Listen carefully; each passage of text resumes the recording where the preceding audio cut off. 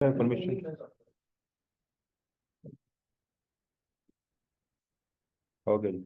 अच्छा, जावास्क्रिप्ट जो है ना, वेब के अंदर तीन टेक्नोलॉजीज हैं। एक है HTML, दूसरी CSS है, तीसरी जावास्क्रिप्ट।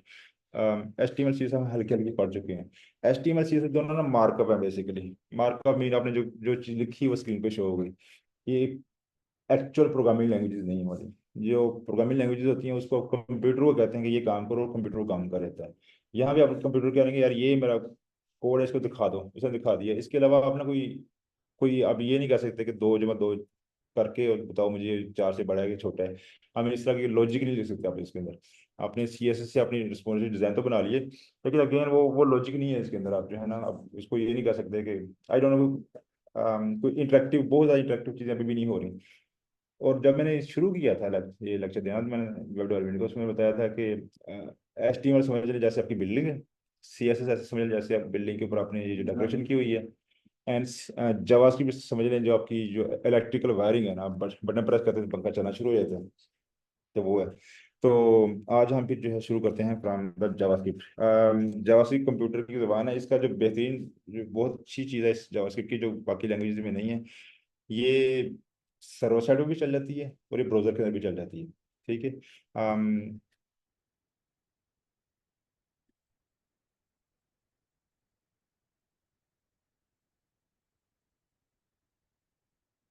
ठीक हो गया जी।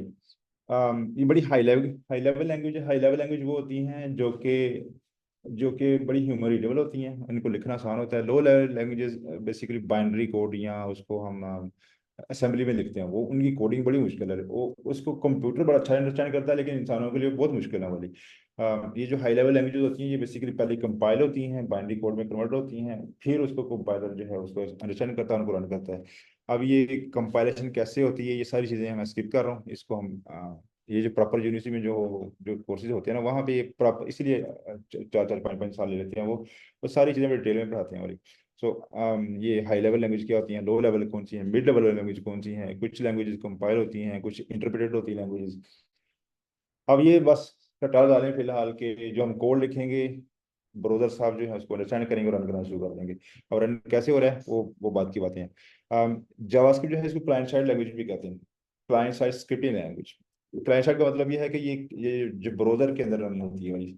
और ये सर्वर साइड लैंग्वेज भी है, दैट मीन सर्वर पे बैकएंड में भी रन होती है। हम इवेंचुअली जब हम वेब डेवलपमेंट थोड़ी सी कर लेंगे, तब हम दो तीन सर्वर साइड लैंग्वेजेस भी करेंगे। उसमें एक रूबी है, दूसरा एक एक और है, ये जो ओरेकल ने लिखा है एपेक्स, जिसका मेरा प्लान है कि वो भी करवाना है। तो अब अगर आपके पास टाइम है तो यूट्यूब में देखें जाके वीडियो, एपेक्स क्या है और रूबी क्या है। अभी से स्टार्ट कर दें ताकि जब हमारा प्रॉपर लेक्चर स्टार्ट हो, वो बड़े लेक्चर बड़े फास्ट पेस होंगे, तो आपको जल्दी समझ आ जाएगी। और जिसने वेट किया वो पीछे रह जाएगा थोड़ा सा।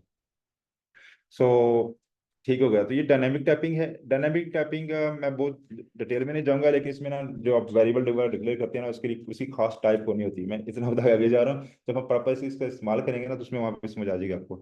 और जावास्क्रिप्ट में तीन चार काम है। एक तो बाकी जितनी भी प्रोग्रामिंग लैंग्वेजेस हैं, जिसमें आई मीन मैं अगर कैलकुलेटर बनाना चाह रहा हूँ, तो मैं यूजर ने मुझे क्वेरी दी है 2+2, वो कैलकुलेटर मेरा प्रोग्राम होगा जो कि बता देगा ये 2+2 का जो जो आंसर है दैट इज 4। ये काम जो है हर लैंग्वेज में, सारी लैंग्वेज में हो सकता है। जावास्क्रिप्ट के अंदर इजीली हो सकता है, लेकिन जावास्क्रिप्ट के अंदर मैं पहले बताया, ये क्लाइंट साइड लैंग्वेज भी ब्राउजर में भी रन होती है।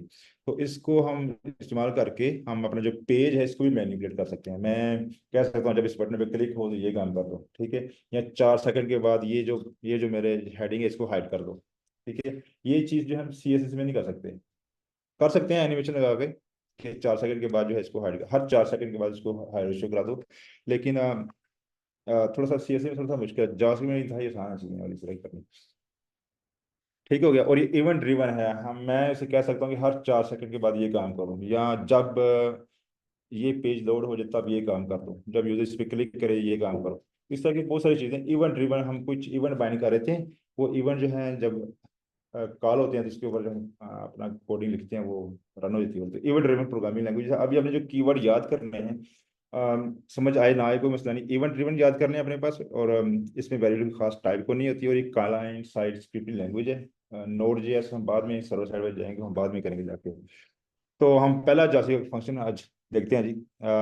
अभी तक जो है मैंने समझे हमने स्विच ऑन किया है और ये हमें फंक्शन कुछ चीज़ समझने आप, पंखा चल गया आपका, ठीक है।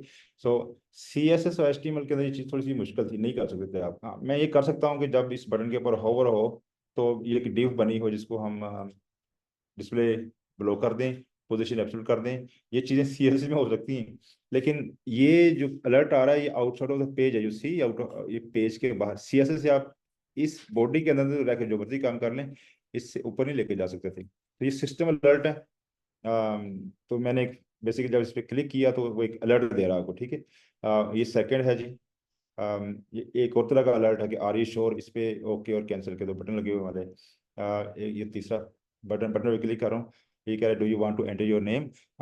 मैं कहता हूँ नो, ठीक है। You do not choose to enter your name, ठीक होगा, उसने बंद कर दिया। Let me try again. अब मैं क्लिक करता हूँ ओके, ठीक है जी।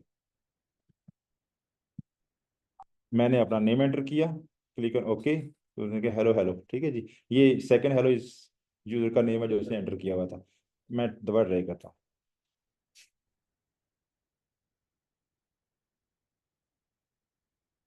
हेलो जी, ठीक है। अब ये जो चीज़ अभी मैंने की ना, जो यूजर ने नाम दिया हुआ था, मैंने कहा हेलो जहीर, ये नाम कहीं पे सेव था पहले, वहां से उठा के मैंने इसको फिर से अलर्ट में डाल दिया हेलो जहीर। ये काम एक्चुअल प्रोग्रामिंग लैंग्वेज जो करेगी होगी। अब ये सी एस या जावास्क्रिप्ट से आप नहीं कर सकते। एक और काम करते हैं जी। मैंने बटन पे क्लिक किया, उसने आज मुझे आज की जो तारीख है इस वक्त दिखाना शुरू कर दी वाली, ठीक। ये काम भी आप सी एस या जावास्क्रिप्ट से एच टी एम एल से नहीं कर सकते। अब हम ना चलिए कोडिंग में चलते हैं कि जावास्क्रिप्ट को अपने पेज में आप ऐड कैसे कर सकते हैं, और जावास्क्रिप्ट के जो बेसिक कुछ फंक्शन है ना उन पे हम बात करेंगे। जावास्क्रिप्ट की जो जो एक्चुअल प्रोग्रामिंग लैंग्वेज है, हम इन प्रोग्रामिंग लैंग्वेज के अंदर कीवर्ड्स होते हैं, कुछ वेरिएबल्स होते हैं, फंक्शन होते हैं, लूपें हैं, कंडीशन हैं, ऑपरेटर्स हैं बहुत सारे। ये सारी चीज़ें हमारे साथ से करेंगे। आज हम थोड़ा सा हल्का सा डेमो लेंगे। डेमो के अंदर अभी फंक्शन मैंने पढ़ाने नहीं है, लेकिन फिलहाल मैंने लगाया रटा। मैं जो बताऊंगा वो रटा लगाते जाएंगे, फंक्शन क्या होते हैं शायद समझ ना आए, लेकिन जरा रटा लगा लेंगे तो आपको कोड लिखना शुरू कर देंगे। सिंटैक्स आपको याद होना शुरू हो जाएगा। जब थोड़ा याद हो जाएगा सेकंड या थर्ड लेक्चर के ऊपर हम फंक्शन के ऊपर बड़ी डिटेल में बात करेंगे, ठीक है जी। तो फिर फंक्शन सारा सीधा समझ आना शुरू हो जाएंगे। सो जावास्क्रिप्ट को अगर पेज में ऐड करना हो just like C S S, उसके लिए एक स्टाइल का था टैग।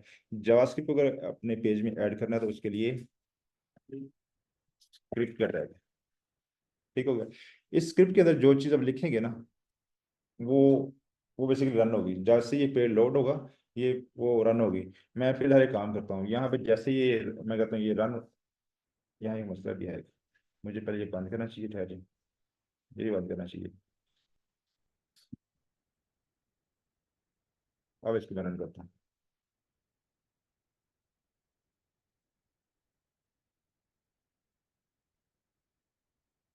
जैसे ही वो हुआ क्या है बताता हूँ मैं आपको। सो ब्राउजर ने ये पास किया, ये स्क्रिप्ट आ गया, उसने कहा ये मैंने रन करना है। यहाँ पे पहला जावास्क्रिप्ट का फंक्शन है जो मैंने निकाल कर दिया। अब मैं फिलहाल बताया था तरीका कि जावास्क्रिप्ट को किसी फंक्शन को रन करने का तरीका क्या है, और फिर हम तीन चार फंक्शन पढ़ेंगे, उन्हीं तीन चार फंक्शन को हम इस्तेमाल करते हुए कोई चीज़ बनाएंगे आज, ठीक है जी। तो हुआ ये कि उसने कहा अलर्ट, अलर्ट करता क्या है, यूजर को एक अलर्ट दिखा देता है। तो अब मैं दोबारा एक दो वो फंक्शन रन हो गया। अब ब्राउजर साहब नीचे चलते जा रहे हैं, कोड सारा पास करते जा रहे हैं, रन करते जा रहे हैं। उसने दिखा दिया, यहाँ पे आके एंड हो गया। अब वो अलर्ट मुझे दोबारा शो नहीं होगा वाला। और मैं दोबारा अगर पेज रिफ्रेश करूंगा तो सेम चीज़ दोबारा रन हुई है वाली, तो अब मुझे हेलो दोबारा शो हो गया, ठीक हो गया जी। अब ये स्क्रिप्ट है, इसको फिलहाल हम करते हैं इग्नोर। अब एक तो था कि जैसे ही हमारा पेज लोड हुआ तो हम जो स्क्रिप्ट लिखा था वो रन हो गया। अब अगर मैं चाहता हूँ कि पेज लोड हो जाए, लेकिन वो वो कोड जो है, जो फंक्शन है, वो मेरी मर्जी से रन हो, मतलब मैं किसी बटन पे क्लिक करूँ तब रन हो, उसके लिए हमें इवेंट बाइंडिंग करनी पड़ेगी। ये बटन है, मैं इस पे इवेंट बाइंड करूंगा, जब इस बटन के ऊपर क्लिक हो तब वो फंक्शन रन हो जाए, ठीक है। तो इवेंट बाइंडिंग के भी बहुत सारे तरीके हैं। फिलहाल जो एक तरीका जो हम आज पढ़ेंगे वो है इनलाइन ही जो इवेंट बाइंडिंग होती है।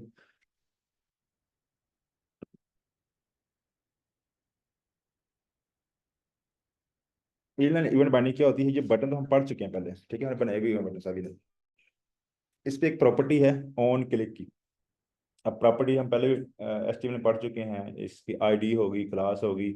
ये ऑन क्लिक जो है ये जावास्क्रिप्ट स्पेसिफिक प्रॉपर्टी। सो इसके मैंने कहा जब ये क्लिक हो तो से सलाम जो है फंक्शन ये रन कर दो। इसमें होता क्या है, ऑन क्लिक के बाद आपने देना है डबल कोट। ये डबल कोटेशन, ये सिंगल कोटेशन से भी काम चल जाएगा भाई साहब। उसके बाद आपने देना फंक्शन का नाम जो आपने रन करना है। ठीक है, मैंने फिलहाल फंक्शन का नाम दीजिए से सलाम। उसके बाद आपने देना है ये पैरेंथेसिस, ये वाली करली ब्रैकेट वाली, ये वाली डबल। ठीक है, ये फंक्शन का नाम है, लेकिन जब उसके सामने करली ब्रैकेट आ जाए इसका मतलब हम फंक्शन को कॉल कर रहे हैं। तो मैं जब ब्राउजर से कह रहा हूँ कि जब इस बटन पे क्लिक हो तो से सलाम का जो फंक्शन है ये कॉल कर दो। अब से सलाम का फंक्शन कहाँ पे है, तो मैं सर्च करता हूँ, कोड में सर्च करता हूँ, ये एक स्क्रिप्ट टैग है ऊपर। उस पे अब फंक्शन का जो सिंटैक्स है वो याद कर लें। सबसे पहले आपने लिखना है फंक्शन, आगे उसका जो मर्जी नाम दे, नेम। ठीक है, उसके बाद आपने दे देना ये करली ब्रैकेट, पैरेंथेसिस कहते हैं, पैरेंथेसिस। पैरेंथेसिस के बाद आपने देना है करली ब्रैकेट। ये है हमारा फंक्शन।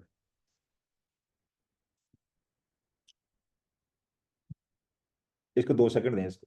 फंक्शन, फंक्शन का नेम, पैरेंथेसिस, फिर करली ब्रैकेट।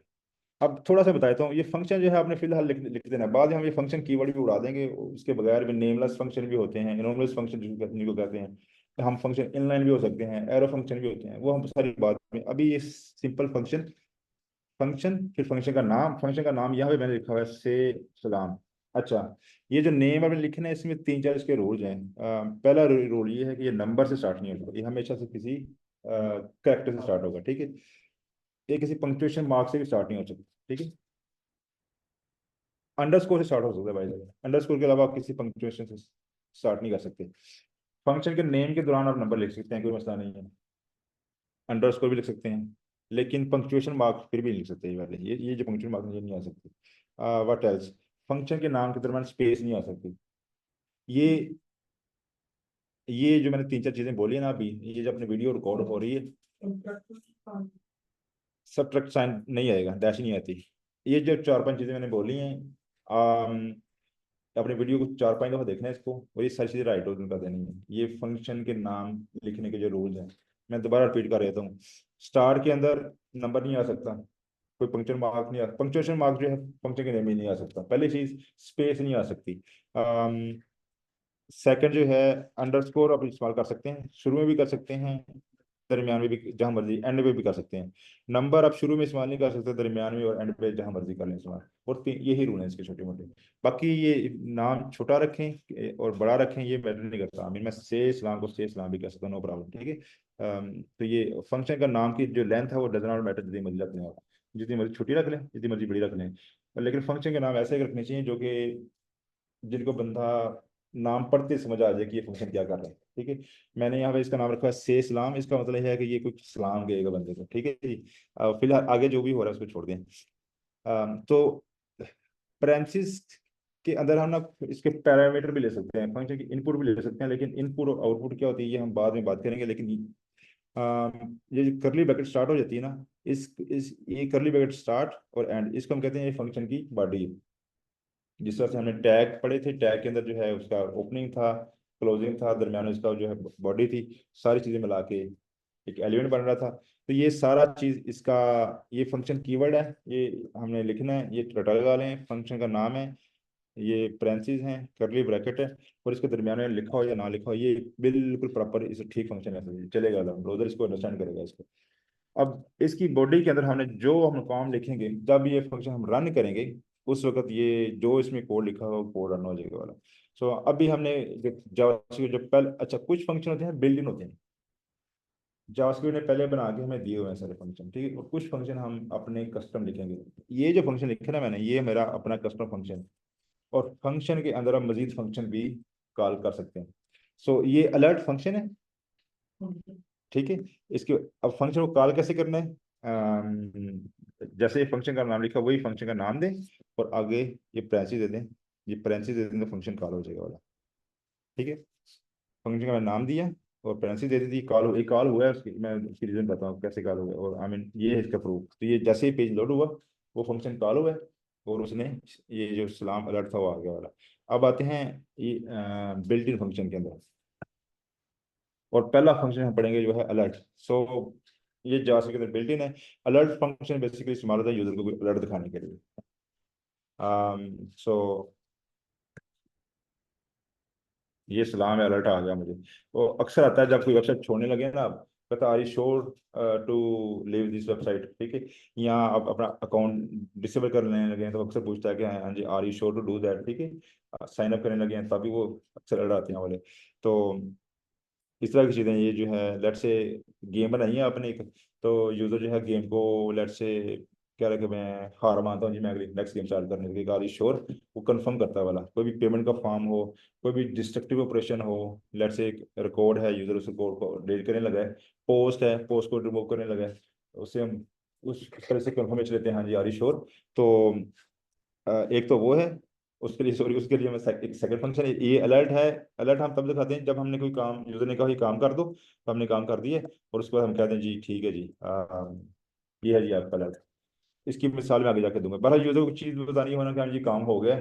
यूजर लेट से एक पोस्ट है यहाँ पर, यूजर कहता है मैंने इसको रिमूव करना है, पहले हम यूजर से कंफर्म करेंगे are you sure to remove, कहते हैं हाँ जी आई एम श्योर। तो हमने वो पोस्ट रिमूव कर दी, रिमूव करने के बाद हमें यूजर को बताना है हाँ जी तुम्हारी पोस्ट रिमूव हो चुकी है, तो वो हम कह देंगे, उसके लिए हम अलर्ट इस्तेमाल कर लेंगे। अब आपने, तो ये है इसका बेसिक यूजेज। लेकिन इसको आप बड़े बड़े फनी तरीके से भी इस्तेमाल कर सकते हैं। आई मीन मैं यहाँ पे एक लूप लगाता हूँ, इनफिनिट लूप। अभी लूप का आपको पता नहीं है, लेकिन जब समझ आ जाएगी तो अलर्ट लगा देंगे। यूजर अलर्ट क्लोज करेगा फिर एक और अलर्ट आ जाएगा, वो क्लोज से एक और अलर्ट आ जाएगा। और अलर्ट में प्रॉब्लम ये होती है जब अलर्ट आ जाता है तो फिर इस पेज को क्लोज नहीं कर सकते। Let me show you actually, ये अलर्ट आ गया ना, तो मैं इस पेज को क्लोज नहीं कर सकता। अब शायद, अब शायद हो जाता है क्योंकि लोगों ने ये जब अब शायद हो जाए, लेट्स सी, लग रहा हो जाएगा क्योंकि इस पे ये हाईलाइट हो रहा है, ठीक है हो रहा है। एक दौर था जब ये ना जब अलर्ट आ जाता तो हर चीज रुक जाती है, कहता पहले इस अलर्ट को खत्म करो, शायद कंफर्म के अंदर हो। मैं दिखा, लेट्स सी।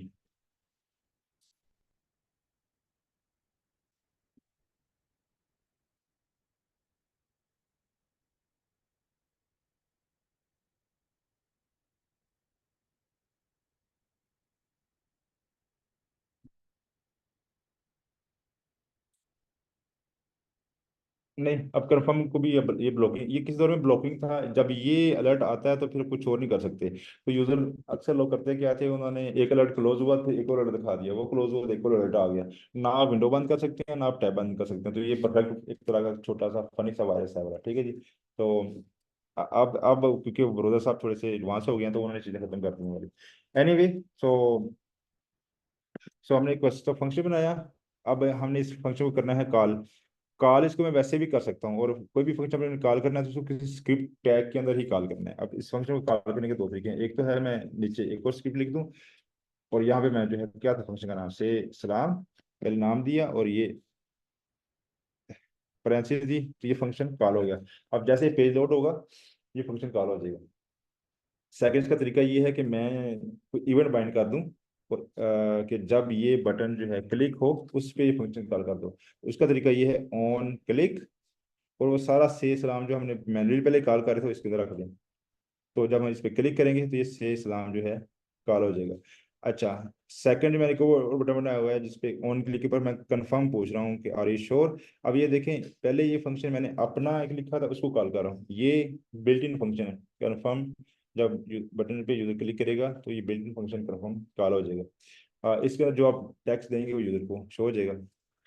थर्ड एक और मैंने बनाया हुआ है अपना कस्टम फंक्शन ग्रीट यूजर। अब इस ग्रीट यूजर को थोड़ा सा मैंने कॉम्प्लेक्स किया है, लेकिन इसमें दो चीजें इसमें मिला दी हैं इसके साथ। ग्रीट यूजर पे करेंगे, ये क्या है, पहले कंफर्मेशन यूजर ले रहा है कि are you do you want to enter your name. अगर वो ओके पे क्लिक करेगा तो फिर एक प्रॉम्प्ट का फंक्शन होता है। प्रॉम्प्ट से यूज बेसिकली हम यूजर से ना इनपुट लेते हैं, कोई यूजर से अगर इनपुट लेनी हो उसके लिए प्रॉम्प्ट का फंक्शन कॉल करें। तो उससे ना एक ये टेक्स्ट फील्ड हो जाती है वाली, उसके नीचे दो बटन होंगे। अगर मैं कैंसिल पे क्लिक कर दूंगा तो ये जो वैल्यू मैंने एंटर की हुई है ना ये वाली, ये यूजर के पास नहीं जाएगी। तो ओके पे क्लिक किया तो ये वैल्यू यूजर के पास चले जाएगी। तो जब ओके पे क्लिक किया तो आगे से वही जो वैल्यू यूजर ने दी थी, अब ये क्या ख्याल है, ये मैंने कंफर्म इस्तेमाल किया है कि अलर्ट इस्तेमाल किया है। ये अलर्ट कंफर्म के लिए दो बटन होते हैं, मैं दोबारा खाता हूँ। ये वाला ओके एंड कैंसिल, यूजर से हम कंफर्मेशन मांग रहे हैं भाई जी, और यूजर उसको कैंसिल भी कर सकता है उसको। तो अब ग्रेड फंक्शन पे आते हैं जी, ग्रेड यूजर में हो क्या है। प्रॉम्प्ट का फंक्शन मैंने डिटेल में नहीं बताया, लेकिन खैर आपको समझ आ जाएगी। प्रॉम्प्ट पे होता क्या है, अगर मैंने यूजर से कोई इनपुट लेनी है उसकी, तो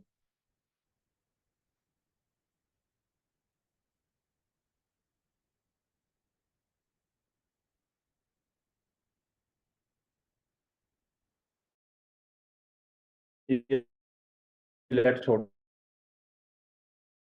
दें।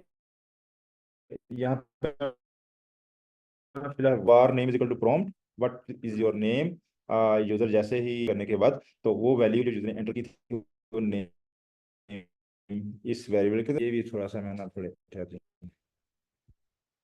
यहाँ पे फिलहाल मैं नेम वैसे दे दूंगा फिलहाल।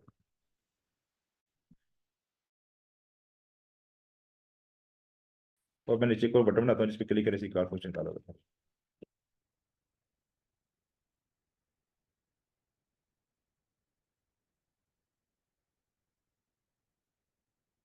ठीक है, ये फंक्शन आ गया, ये बटन आ गया, इसमें क्लिक करूंगा मैं, प्रॉम्प्ट आ गया कि यहाँ जो मैं नाम दूंगा, ओके पे क्लिक किया, वही जो वैल्यू यूजर ने दी थी वो मुझे अलर्ट में शो हो गई।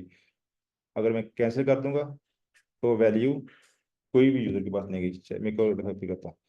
मैंने वैल्यू दी यहाँ पर, कैंसिल पे क्लिक कर दिया, तो वैल्यू जो दी थी यूजर को पास नहीं गई। नल का मतलब है कोई वैल्यू नहीं है जी, ठीक है, तो वो वैल्यू आगे इधर आ गई।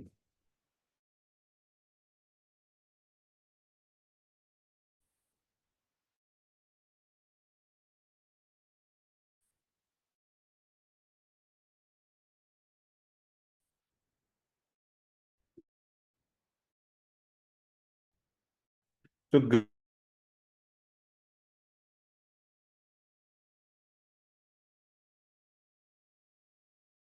ग्रेड यूजर पे जाके, अच्छा तो कंप्यूटर में कोई भी वैल्यू स्टोर करनी हो तो उसके लिए हम पहले चाहिए होता है वेरिएबल, और वेरिएबल की टाइप होती है। अगर स्ट्रिंग वेरिएबल की स्ट्रिंग है तो उसमें सिर्फ स्ट्रिंग की वैल्यू स्टोर होगी। अगर नंबर है तो उसमें सिर्फ नंबर की वैल्यू स्टोर होगी। इसको हम कहते हैं स्ट्रॉन्ग टाइप लैंग्वेज। ये सी प्लस प्लस, जावा, रूबी, रूबी नहीं, सी शार्प होगी, और बहुत सी लैंग्वेज हैं, ये स्ट्रॉन्गली टाइप लैंग्वेज है। इसमें अगर आपने एक वेरिएबल बनाया है, उसकी टाइप इंटीजर है, उसमें स्ट्रिंग स्टोर करने की कोशिश करेंगे तो वो नहीं नहीं स्टोर करेगा, उस पर एक्सेप्शन आ जाएगी उसके ऊपर। लेकिन जावास्क्रिप्ट जो है ये लूज है, आई मीन लूज टाइप है लैंग्वेज वाली। इसके अंदर मैटर नहीं करता कि यहाँ पे लेट से अगर मैं इसको एक वेरिएबल डिक्लेयर करूँ, उसकी टाइप मैटर नहीं करती, यहाँ हमें टाइप बता नहीं रही। अगर मैं C++ में कोड लिखता ना, मैं लेट से मुझे स्ट्रिंग चाहिए थी, पहले अगर नंबर चाहिए तो पहले मैं लिखता इंट, तो फिर काउंट इज 10। काउंट जो है वेरिएबल का नाम है, ये इंट इसकी टाइप है इंटीजर से, और इज इक्वल 10 ये हम समझ लें वेरिएबल काउंट के अंदर 10 उसमें डाल रहे हैं उस वेरिएबल के अंदर, ठीक है। लेकिन अगर ये मैं जावास्क्रिप्ट में आ जाऊँ तो मुझे मैं सिंपल 10 लिखूंगा, दैट्स इट, मुझे इसकी टाइप डिफाइन करने की जरूरत नहीं है इसकी। अच्छा, ये सेम चीज मैंने एक वेरिएबल बनाया जिसका नाम है यूजर कन्फर्म, और हम इससे यूजर से पूछ रहे हैं कि कंफर्म कर रहे हैं। अब कंफर्म के ऊपर जब ओके पे क्लिक करते हैं ना, तो इसके अंदर एक वैल्यू आ जाती है, उसकी वैल्यू की टाइप है बुलियन। बुलियन की दो टाइप पॉसिबल आ जाती है, एक होती है ट्रू, एक होती है फॉल्स। अब ये इफ कंडीशन सारी जो है ना हमने इस लेक्चर में करनी नहीं है, लेकिन मैं आपको थोड़ा डेमो दे रहा हूँ कि एक इफ कंडीशन है, अगर उसमें ट्रू होगा तो ये समझ लें ये फंक्शन की बॉडी, ये बॉडी सारी चल जाएगी, ये वाली बॉडी चल जाएगी। और अगर ये ट्रू नहीं है फिर एल्स वाला ब्लॉक चल जाएगा वाला। अब नेक्स्ट लेक्चर के अंदर हमने ना इफ कंडीशन और फंक्शन को थोड़ा डिटेल में पढ़ेंगे, इसलिए ये कोड जो है ना आपने जाके ये थोड़ा सा कोशिश करनी है। इफ एक कंडीशन है, अगर कंडीशन ट्रू होगी तो ये इफ चल जाएगा, अदरवाइज जो एल्स ब्लॉक है वो कहते हैं अगर ठीक है तो ये कर दो काम, अगर ठीक नहीं है, अगर ट्रू नहीं है तो फिर ये वाला काम कर दो, ठीक है। इफ और एल्स है, इसमें मैं डिटेल में बाद में पढ़ूंगा जाके। मैं बेसिकली ना आज एक फ्लो दिखाना चाह रहा था कि हमने यूजर से कंफर्मेशन ली, अगर ट्रू है, अगर ओके पे क्लिक किया तो ट्रू है, फिर हम यूजर से प्रॉम्प्ट ले रहे हैं, जो प्रॉम्प्ट लिया किसी वेरिएबल स्टोर किया और आगे से फिर अलर्ट कर दिया, ये पूरा फ्लो है वाला। तो अगर कंफर्म है, अगर यूजर ने कह दिया हाँ जी कंफर्म है, मैं अपना नेम देना चाह रहा हूँ, तो फिर हम यूजर उसका नेम ले रहे हैं। या फिर हम चेक करें यूजर का नेम नल तो नहीं है, दैट मीन अगर यूजर ने कैंसिल पे क्लिक किया तो नल होगा, तो फिर हम यूजर कह रहे हैं हेलो, उसका नाम दिखा रहे हैं। अदरवाइज हम कह रहे हैं कि नहीं जी तुमने अपना जो है अपना नाम नहीं दिया, हेलो गेस्ट, दैट्स इट। और अगर यूजर ने यहाँ पे ऊपर कंफर्म नहीं किया कि मैं अपना नाम नहीं देना चाह रहा, तो फिर हम यूजर कह रहे हैं you did not choose to enter your name. तो अब ये सारा फ्लो दोबारा देखते हैं। कंफर्म पे क्लिक किया, यहाँ पे ये दो एक्शन हो सकते हैं यहाँ पे, कैंसिल या ओके। यहाँ पे लगी हुई इफ कंडीशन, अगर मैं कैंसिल करूंगा तो अब इफ का ये जो एल्स पार्ट है ना, ये वाला है, ये चला है।